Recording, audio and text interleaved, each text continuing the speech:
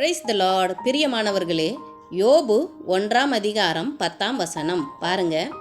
அவன் கைகளின் கிரியையை ஆசீர்வதித்தீர், அவனுடைய சம்பத்து தேசத்தில் பெருகிற்று என்று இங்கே வாசிக்கிறோம்.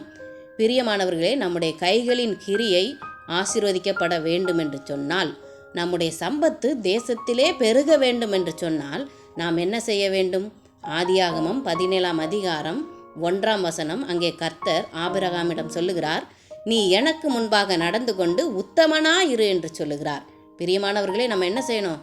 கர்த்தருக்கு முன்பாக நடக்க வேண்டும், உத்தமர்களாக இருக்க வேண்டும். கர்த்தருக்கு எது பிரியமாக இருக்குதோ அதை நாம் செய்யும் பொழுது கர்த்தர் நிச்சயமாக நம்மை ஆசீர்வதிப்பார். ஆனபடியினால் கர்த்தருக்கு முன்பாக நடந்து கொண்டு உத்தமர்களாக இருங்க. நிச்சயமாக கர்த்தர் உங்களையும் ஆசீர்வதிப்பார். உங்கள் சம்பத்து தேசத்திலே பெருகும். ஆமென்.